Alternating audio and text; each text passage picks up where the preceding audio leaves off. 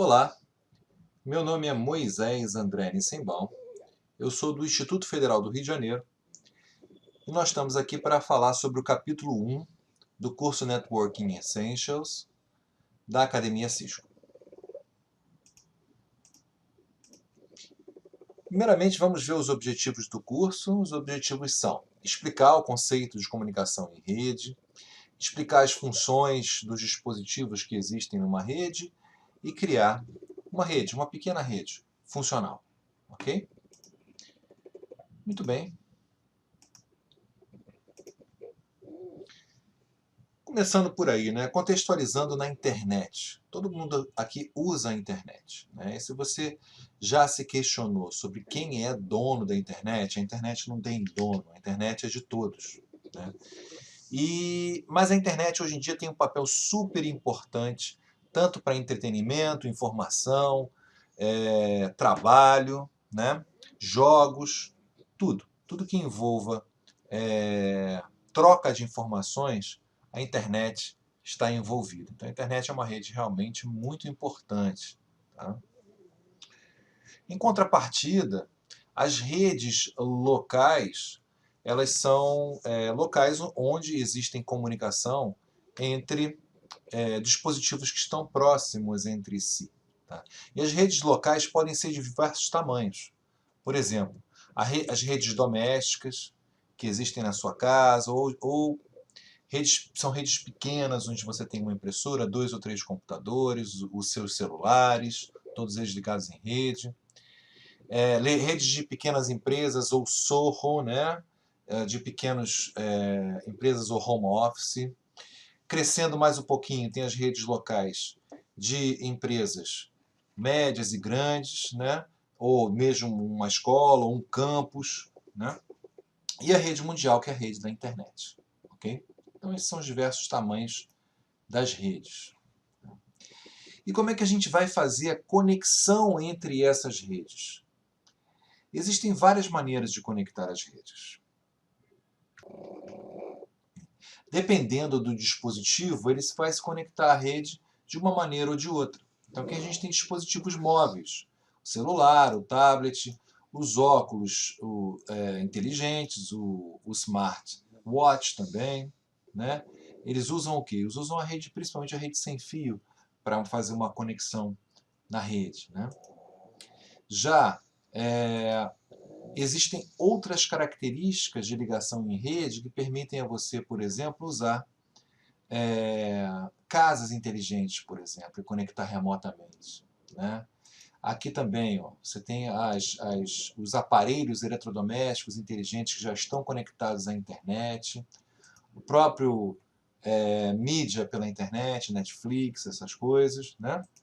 E também TV com vídeos que você pode alugar online também que vem pela internet. Tá? Outros exemplos, o carro conectado, né? RFID de dispositivos que você compra, de cartões e etc. Né? Internet das coisas, que você tem, por exemplo, sensores, todos eles estão conectados. Né? A própria medicina usa muito a telemedicina. Então a aplicação ela é gigante. Okay? Muito bem, a gente está falando que a gente está trocando informações. O que são informações, dados, conhecimento? Esses termos, eles são assim difíceis de serem definidos. Né? Existe uma classificação que é feita aqui pelo material, né, sobre os dados pessoais. Né? Tem os dados voluntários, que são criados e compartilhados explicitamente. Né? Tem os dados inferidos, que são pontuações e etc., mas que não são públicos. Tá? E tem os dados observados, que são dados capturados, quando as pessoas estão se movimentando. Esses são os dados pessoais. E esse é um dos tipos de classificação. Todos esses dados eles podem ser armazenados, coletados e inseridos por meio das redes, né? Das redes de computadores. Bom, o bit, o que ele é? É uma medida de quantidade de informação, tá certo? Então, o bit, na verdade, para a gente não representa muita coisa. O bit, as máquinas entendem os bits melhores do que as pessoas, tá certo? Mas, se você coloca, por exemplo, um caractere aqui, por exemplo, a letra A, né, a máquina vai entender essa letra A como sendo um conjunto de bits. Tá? E esses bits são representados por um número que pode ser 0 ou pode ser 1. Tá? Então, cada um desses algarismos aqui é um bit. E um conjunto de 8 bits é um byte. Tá certo? Então, geralmente, o que faz sentido para a gente não é apenas um bit. É um byte, é um conjunto de bits. Por exemplo, essa letra A é um conjunto de 8 bits. Tá? E ela foi convertida para cá por meio de um código chamado código ASCII2. Tá? Então, assim como isso aconteceu com o ASCII2, acontece para diversas outras coisas também.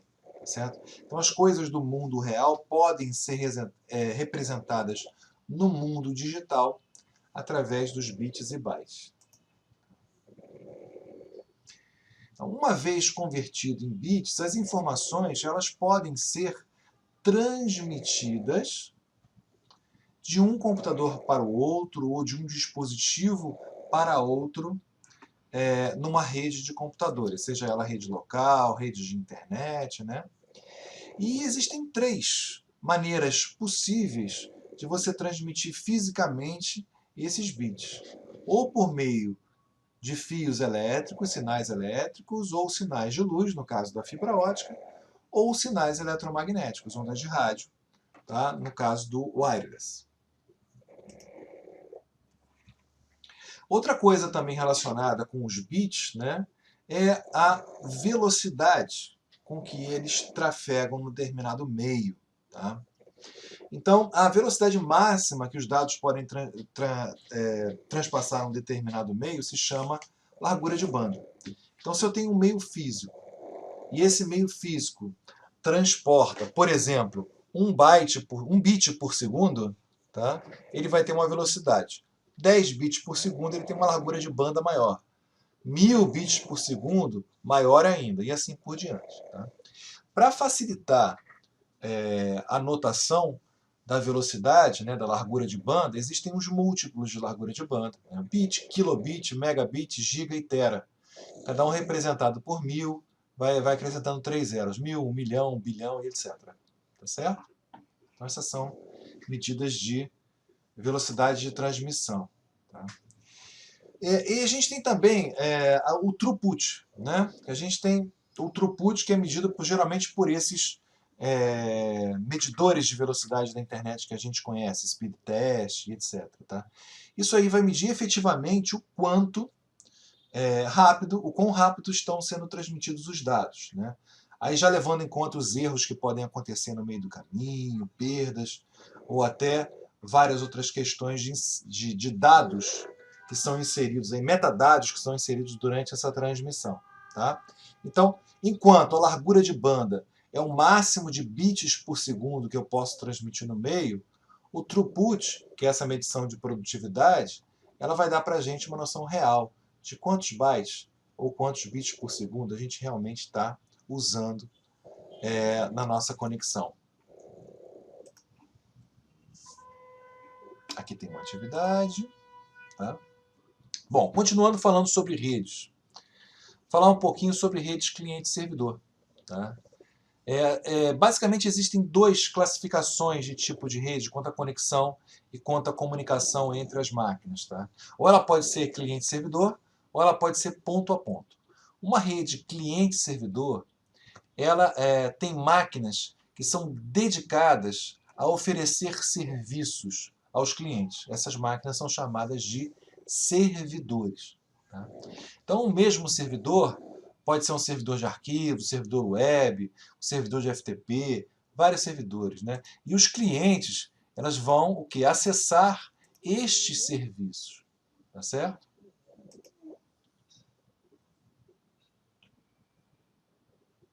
Então, como a gente estava dizendo, né, o mesmo servidor ele pode ter vários serviços instalados nele. Ok. Continuando a falar das redes, com relação à infraestrutura de rede, né? Numa rede, a gente tem 3 tipos de dispositivos. A gente pode ter dispositivos intermediários, que são, por exemplo, roteadores e switches. A gente tem os dispositivos finais, que é aqueles que entram em contato diretamente com o usuário, computador, impressora, tablet, telefone, etc. E a gente tem o que também? A mídia física, o meio físico, que é usado na rede, que pode ser de 3 tipos, como a gente já viu. Fio metálico, transmite eletricidade, fibra ótica, transmite luz, e o meio sem fio, tá certo? Ondas eletromagnéticas.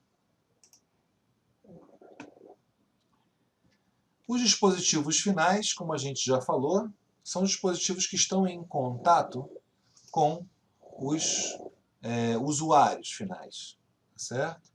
Então aí essa animaçãozinha é legal, que ela mostra a informação ou a mensagem sendo transmitida, né? Ela parte de um dispositivo final, né? Atravessa os dispositivos intermediários até chegar num outro dispositivo final. Tudo isso usando o quê? Os meios físicos. Okay? Falamos de cliente-servidor e agora o outro tipo de conexão, que é a conexão ponto a ponto. A conexão ponto a ponto, ela é ideal para redes pequenas. Tá? No caso da conexão ponto a ponto, como é que vai funcionar? Cada dispositivo de rede, ora é servidor, ora é cliente. Ou pode ser servidor para alguns serviços e cliente para outros. Por exemplo, este computador aqui, ele, para acessar arquivos deste outro, ele é um cliente. Tá? Já esse aqui, nesse momento, ele é o quê? Um servidor de arquivos. Em contrapartida, este aqui é um servidor de impressão. E esse outro aqui da direita é um cliente do servidor de impressão. E eu posso configurar por software quais os serviços que eles vão ser cliente, quais os serviços que eles vão ser servidor. Tá? Ou numa determinada conexão, quando ele está fazendo download de arquivos, né, ele é o cliente. Quando ele está servindo os arquivos, ele pode ser o servidor. Então não tem assim um dispositivo exclusivo para isso. Tá? Então eles são ponto a ponto. Tá?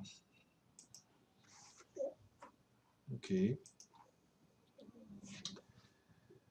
Muito bem. Como é que eu verifico se 2 dispositivos estão corretamente conectados em rede? Um bom teste é fazer um ping, tá certo? Quando eu faço um ping de um computador para outro, tá?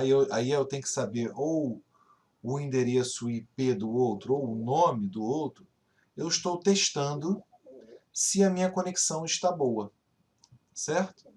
Então, por exemplo, se eu faço um ping para o google.com, né, e ele me responde num determinado tempo, significa que eu estou me conectando bem com o google.com, certo? Agora eu vou fazer um ping para um endereço que não existe, por exemplo, certo? Então, ele me responde, olha, não encontrei esse host, tá certo? Então, eu não consegui completar a minha conexão. Tá? Posso também fazer um ping de um endereço que eu não tenho alcance, por exemplo, 92.168.11.11. Esse dispositivo não está na minha rede. Então, eu não consigo alcançá-lo. Ele vai dar uma mensagem de erro, esgotado o tempo limite. Tá certo? Então, o ping é um excelente teste para saber se a minha conexão está boa ou não. Certo?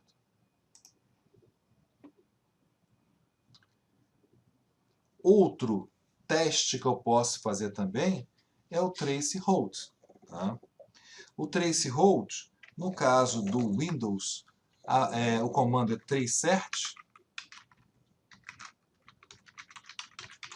vai mostrar para mim quais os roteadores pelos quais eu tenho que passar até chegar no Google. Ou seja, ele vai traçar uma rota, né, entre uma origem e um destino. Né? Por quê? Porque na internet existem vários, milhares, milhões de roteadores. Tá? Então, quando eu parto de um caminho, de uma origem até um destino, eu vou atravessar vários roteadores até chegar neste destino. Tá certo? E o traceroute é um excelente comando para eu testar essa minha rota até o meu determinado destino. Okay? Então, o ping e o traceroute são duas ferramentas muito interessantes. Okay? Muito bem, então, como uma última atividade, a gente pode montar uma rede simples. Eu vou aproveitar esta atividade para mostrar o Packet Tracer. Tá? No Packet Tracer, a gente pode montar uma rede simples. Vamos montar uma rede simples da seguinte maneira. Vamos colocar um computador, um outro computador e um switch. Tá? Um switch entre os computadores. Aí a gente vai conectar os cabos. Né? O ideal é fazer isso na prática. Né? Nós vamos efetuar a configuração do endereço IP deste computador aqui da esquerda. Eu vou colocar 192.168.1.1. A máscara ele já coloca automaticamente. E esse outro computador, vou colocar 192.168.1.2. Depois disso, eu vou pegar aqui e fazer um ping. Né? Ping 192.168.1.2. E eu vou notar que eu realmente vou conseguir pingar o outro computador. Certo? Então, essa é uma ideia de rede simples para fazer no laboratório. Ok? Nós vamos explorar esses conceitos ao longo dos outros capítulos. Então, assim, a gente acaba o capítulo 1. Obrigado.